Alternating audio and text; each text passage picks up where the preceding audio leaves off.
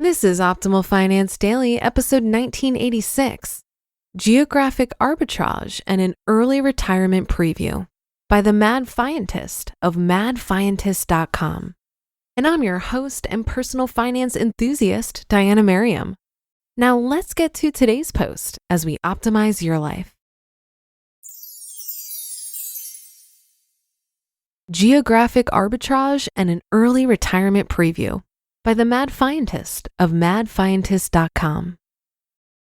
I think the shock really hit me about halfway through the flight. Although the strong smells of drying fish, the weird food, and the jet lag made the previous few days in Hong Kong unique, it wasn't until we boarded the regional Chinese plane to Wenzhou that a bit of panic started to set in. At first, it was a normal flight, and we were excited to get to the place that would become our new home for the next 3 months. As we sat on the flight, though, the Chinese man next to us began hacking up a lung and depositing the lung onto the floor of the aircraft. He wasn't inconspicuous about it either. Flight attendants would walk by in the middle of these extremely gross episodes, or just afterwards when he would use his shoes to spread his gift into the carpet of the aircraft, and nobody even batted an eyelid. It was then that I knew China was going to be an experience I would never forget. The next 24 hours intensified my culture shock and left me wondering why I couldn't just be a normal American who was content with working during the week and having a few beers with friends over the weekend.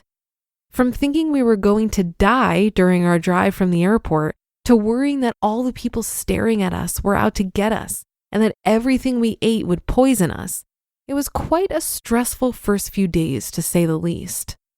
Once we settled in, though, we realized that the driving, although very crazy and scary at first, actually worked and made sense. The people staring at us were friendly and just curious. It's not often that people in less touristy parts of China see a 6-foot-tall, blue-eyed American and a blonde-haired, blue-eyed Scottish girl. And the food, although not being 100% agreeable with our Western stomachs, wasn't going to kill us. Our 3 months in China in 2009 ended up being a life-changing experience, and we've been hoping to go back to Asia ever since. Luckily, we don't have to wait much longer. Thailand. On January 6th, Jill and I fly from Prague, Czech Republic to Bangkok, Thailand.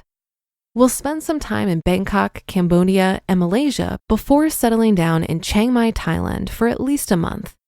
During our time in Chiang Mai, we plan to make a few trips to the border regions to volunteer. Jill will be using her optometry skills to provide eye care, and I'll hopefully be able to tag along as well. Finally, we'll head to one of the Thai islands for a bit before flying back to Scotland in March. Early Retirement Preview. As I mentioned in the Power of Quitting article, I've continued to work for my American employer since moving to Scotland. It's actually been working out great, and I plan to continue after returning from Thailand, but I will be taking unpaid leave while we're in Asia. I look forward to testing the early retirement waters without actually quitting my job. So I'll treat my time in Asia as a trial run to see how it goes. Geographic Arbitrage.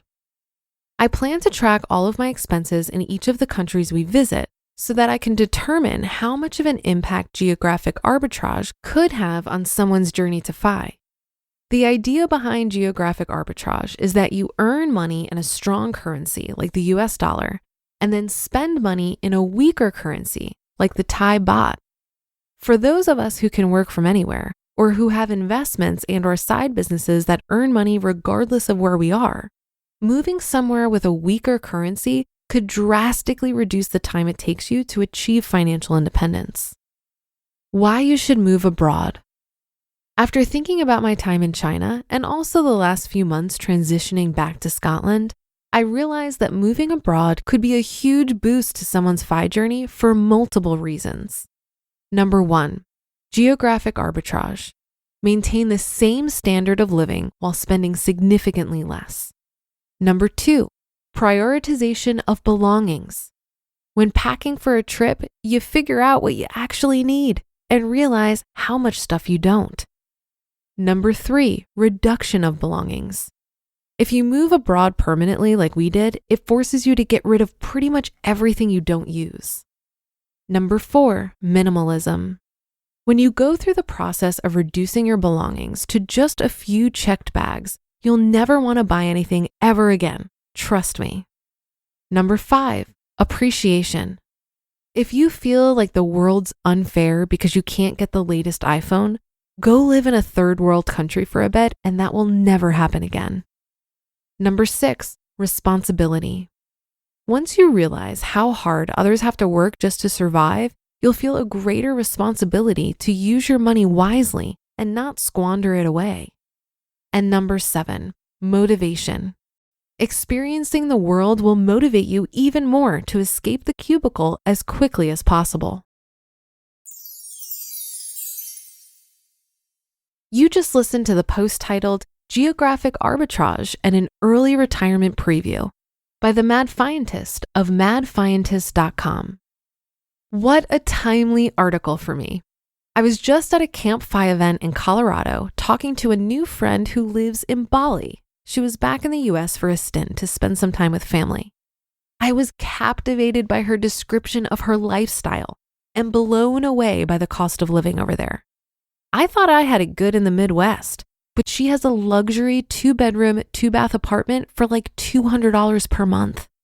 She also really hooked me with the community she found there. There are a lot of digital nomads and entrepreneurs that find their way to Bali, and there are tons of classes and meetups where you can meet really expansive-minded people.